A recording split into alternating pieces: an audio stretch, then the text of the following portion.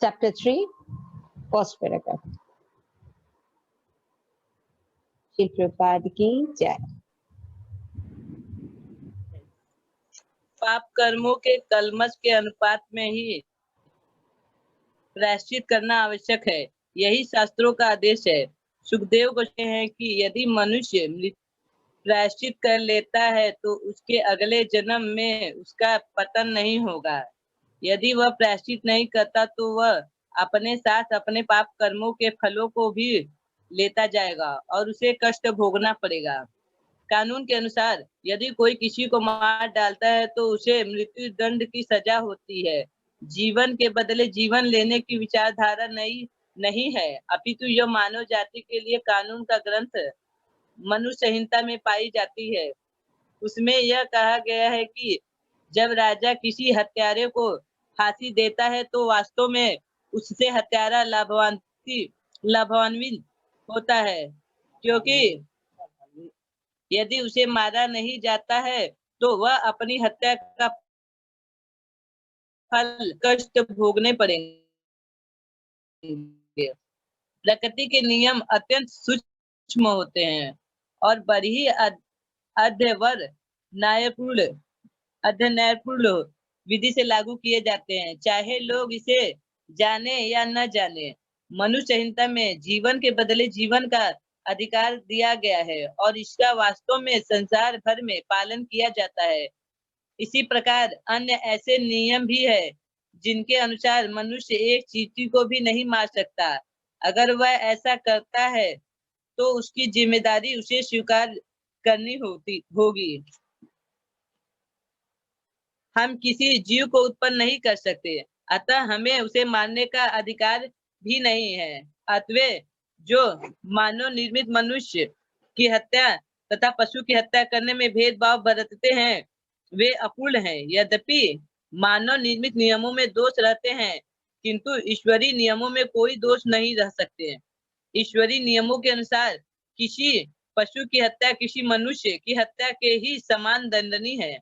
जो लोग इनमें भेदभाव बरतते हैं वे अपने निजी नियमों को गढ़ रहे हैं।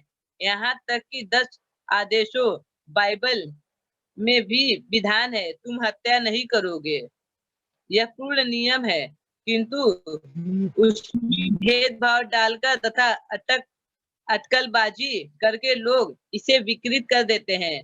मैं मनुष्य की हत्या नहीं करूंगा लेकिन पशु की हत्या करूंगा। इस प्रकार लोग स्वयं को धोखा देते हैं और अपने तथा अन्यों के लिए कष्ट का कारण बनते हैं। किंतु ईश्वर के नियम ऐसे आचरण के लिए क्षमा नहीं करते। हर कोई ईश्वर का प्राणी है, यद्यपि उसका शरीर या वस्त्र भिन्न भिन्न है। ईश्वर को उन सबका परम पिता माना जाता है। पिता के अनेक पुत्र हो सकते हैं, जिनमें से कुछ बुद्धिमान हो सकते हैं और कुछ नहीं। लेकिन यदि बुद्धिमान पुत्र पिता से कहे मेरा भाई अधिक बुद्धिमान नहीं है, अतः मुझे उसे मार डालने दे, तो क्या पिता राजी हो जाएंगे? केवल इसलिए कि एक पुत्र अधिक बुद्धिमान नहीं है और दूसरा पुत्र उसके भार से बचने के लिए उसे मार डालना चाहता है, तो पिता इसके लिए कभी राजी नहीं होगा। इसी प्रकार यदि ईश्वर परम पिता है तो भला वह पशुओं का वध करने के लिए स्वीकृति क्यों देने लगे, क्योंकि वे भी तो उन्हीं की संतानें हैं। भगवत गीता में भगवान कृष्ण अर्जुन से घोषित करते हैं कि सारी की सारी 84 लाख योनियां उनकी संतानें हैं और वे कहते हैं कि मैं उनका बीज प्रदान करने वाला पिता हूँ। जिस प्रकार सामान्य भौतिक प्रजनन में पिता बीज देता है और माता भ्रूण को आवश्यक रक्त प्रदान करके शरीर का विकास करती है, उसी प्रकार से सारे जीव जो परम पिता के अंश स्वरूप है उनका भगवान द्वारा भौतिक प्रकृति के गर्भ में गर्भधान किया जाता है। आत्मा का आकार प्रकार अत्यंत सूक्ष्म है और शास्त्रों में इसे केशाग्र के तुल्य बताया गया है, अर्थात बाल के अग्रभाग। Hare Krishna, thank you so much Poonam. यहीं तक हम पढ़ेंगे। हम लोग श्री प्रभुपाद की स्मॉल बुक कृष्ण भावनामृत का कि का अनुपम उपहार का 3rd लेसन पढ़ रहे हैं और ये आपका पीडीएफ इस पर सेंड है ग्रुप पर, आप लोग उसको पढ़ सकते हैं। तो आप लोग ओपन करके अपने मोबाइल पर आप पढ़ सकते हैं। तो thank you first of all आप सबका कि आप लोग इतने अनवेल हैं फिर भी आप लोगों ने ज्वाइन किया। सो हम 3rd लेसन पढ़ रहे हैं। तो जैसा कि अभी पूनम ने रीडिंग किया, thank you so much Poonam. तो 3rd लेसन का नाम है कृष्ण प्रेम का अभ्यास। तो शिल प्रभुपाद यहाँ पे लिख रहे हैं फर्स्ट पैराग्राफ में कि जीव सोचता है कि हम पाप करते हैं, हम कुछ भी एक्शन करते हैं, कोई फर्क नहीं पड़ता, कौन देखता है कि अगला जन्म होता है या मृत्यु के बाद किसको क्या पनिशमेंट मिलती है ना। तो ऐसा सोचते हैं बहुत से लोग, इसलिए क्या है, यही एक जीवन है, खाओ पियो और मौज करो। तो लेकिन हम देखते हैं कि ऐसा नहीं है, समाज में विभिन्नताएं पाई जाती है। अब कोई बच्चा पैदा होता है तभी से उसके पास सफरिंग हो जाती है ना, उसकी आंखें नहीं रहती, पोलियो हो जाता है। What you can say that, अगर ऐसा नहीं है तो सबको इक्वली सुख मिलना चाहिए, लेकिन कोई बच्चे को सुख मिलता है, किसी को दुख मिलता है। क्यों होता है? तो शास्त्र बताते हैं कि उसके लिए हमारे कर्मस बहुत इंपॉर्टेंट होते हैं और ये ही लाइफ हमारा एक लाइफ नहीं है, हमारे पीछे भी बहुत सी लाइफ है, तो हमें रिस्पॉन्सिबिलिटी स्वीकार करनी चाहिए। तो शिल प्रभुपाद यहाँ पे समझा रहे हैं कि अगर कोई व्यक्ति मान लीजिए पाप कर्म किया भी है तो उसको क्या करना चाहिए, एटलीस्ट जब वो मनुष्य योनि में है, अच्छी संगत में है, तो उसको पता है कि उसने बहुत सी गलतियां की हैं, तो उसको अपने पाप का प्रायश्चित कर लेना चाहिए। It is very important, repentance है ना, उसको अपना जिसने जो पाप किया उसको प्रायश्चित करना चाहिए। इससे होता क्या है, क्यों प्रायश्चित का विधान बताया गया है, क्योंकि अगर कोई व्यक्ति प्रायश्चित कर लेता है तो नेक्स्ट में उसका जो फॉल डाउन होना है या उसको नरक योनि में जाना है या बहुत दंडनीय स्थिति में रहना है, तो वो नहीं मिलता, क्योंकि उसने इस जन्म में हृदय के साथ प्रायश्चित किया। तो अच्छा तो हो कि सब लोग प्रायश्चित से अच्छा है कि लोग भक्ति करें, कृष्ण भक्ति करें, तो उससे बेटर तो कुछ हो ही नहीं सकता। लेकिन अगर कोई व्यक्ति अगर इतना समझदार नहीं है, क्योंकि बुद्धिमान लोग कृष्ण भावनामृत को एक्सेप्ट करते हैं, लेकिन अगर कोई मान लीजिए इतना बुद्धिमान नहीं है और वो भक्ति नहीं करता, तो शिल प्रभुपाद यहाँ पे समझा रहे हैं कि शास्त्र के अनुसार अगर किसी व्यक्ति ने कोई पाप कर्म किए हैं, है ना, तो जनरली हम जानते हैं इस्कॉन में 4 चीजों के लिए मना किया जाता है कि no meat eating, no gambling, no illicit sex and no क्या छूटा, gambling, meat eating, illicit sex and Alcohol consuming. Alcohol, नशा, ये 4 चीजों को बताया था। लेकिन अगर आप और शास्त्र पढ़ेंगे उसमें 10 प्रकार के जो है वो 9 प्रकार के पाप बताए गए, पातक, महापातक, अति पातक, ऐसे करके। तो पाप कई प्रकार के होते हैं और बहुत ज्यादा होते हैं, लेकिन अगर हम कृष्ण कॉन्शियसनेस एक्सेप्ट करते हैं तो हम सभी पापों से बच जाते हैं। यहाँ पे शिल प्रभुपाद यही कह रहे हैं कि यदि मान लीजिए किसी व्यक्ति ने जैसे एक मच्छर आया, हमने उसको ऐसे मार दिया, है ना, तो आप एक जीव को उत्पन्न नहीं कर सकते, उसको मारने का भी अधिकार नहीं है। तो अगर बाय द वे अब अगर जैसे हम पढ़ रहे हैं और ये बंद हो जाता है सेशन, तो आप लोग फिर से रीज्वाइन कर लीजिएगा। सब लोग ध्यान रखिएगा कि इसी लिंक को वापस रीज्वाइन करना है। ओके, तो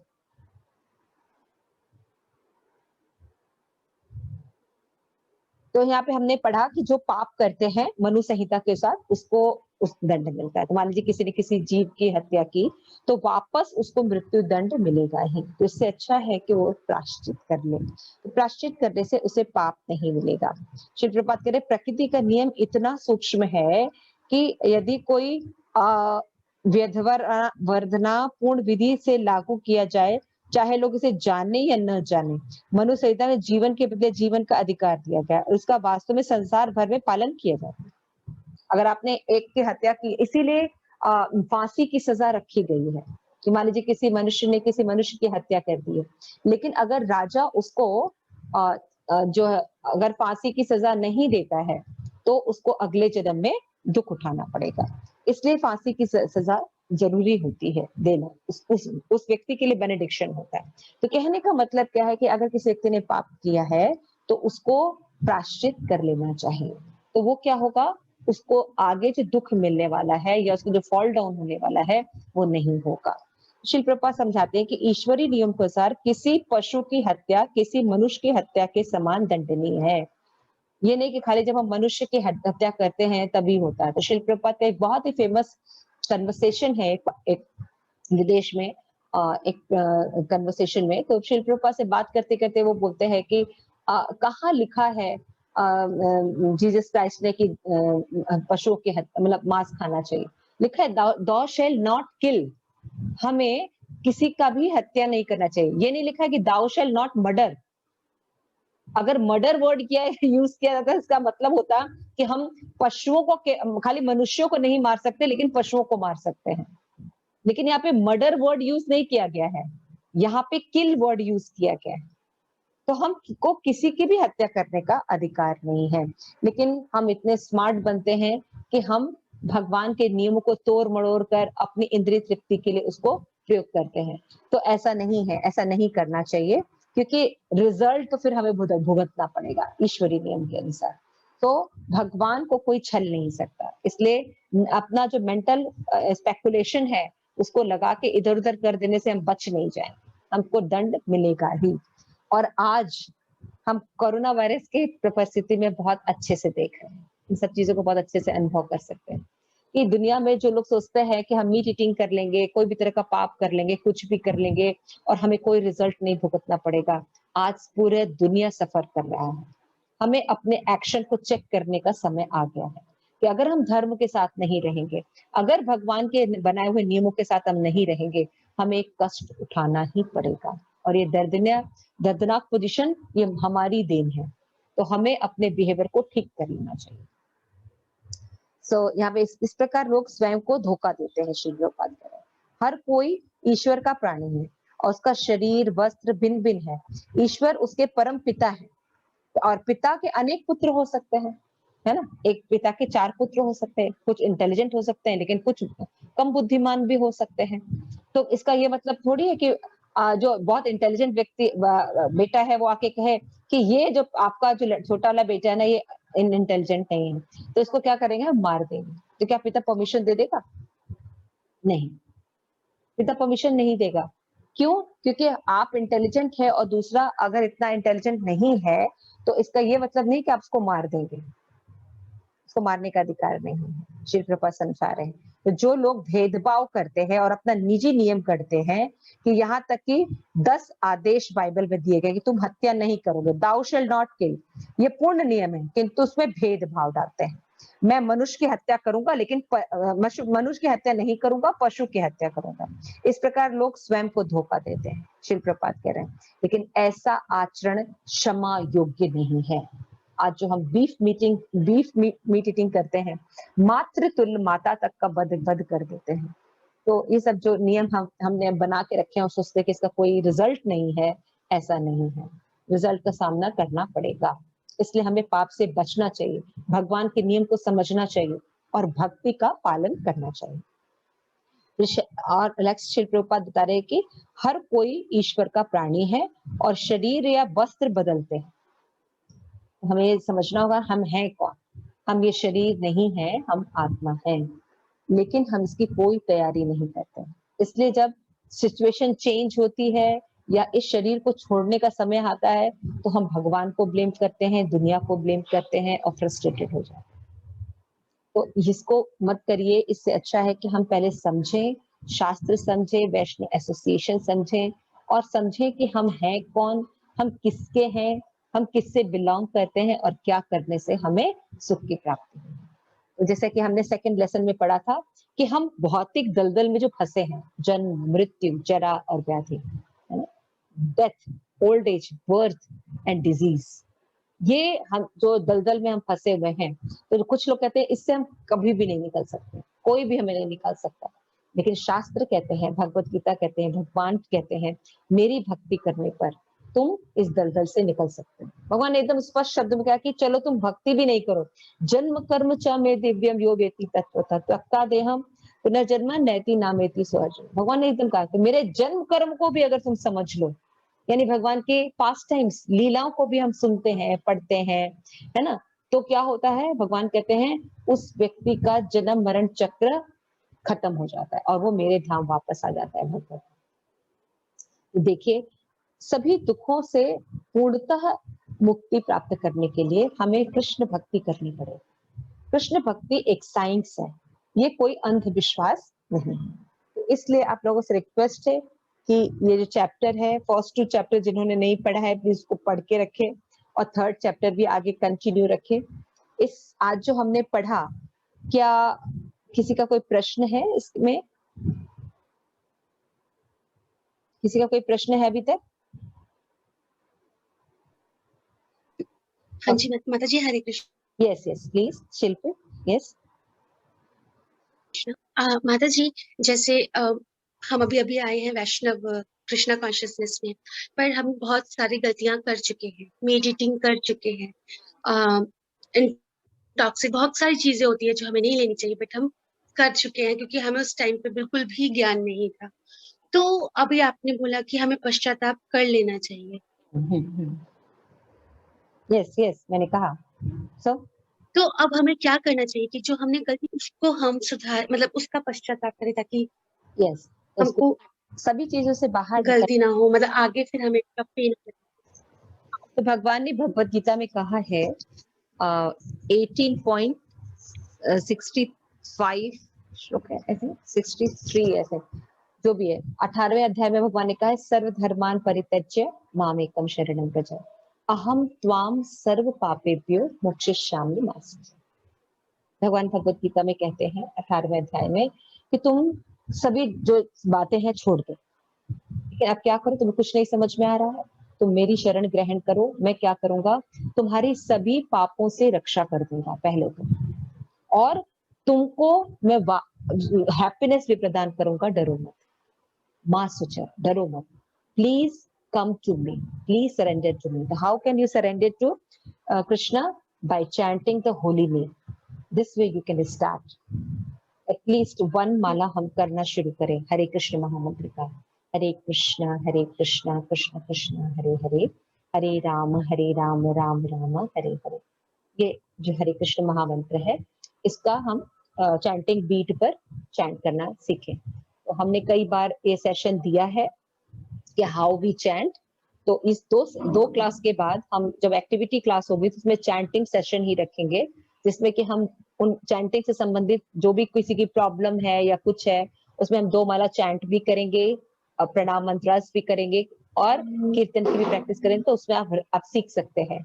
ओके, अगर आपको पर्सनल सीखना है तो आप मुझे फोन कर सकते हैं, तो मैं आपको पर्सनल भी वीडियो कॉन्फ्रेंसिंग के थ्रू समझा दूंगी। Okay, so this way you can start, this way you can start, this is the best way to repentant, पश्चाताप करना।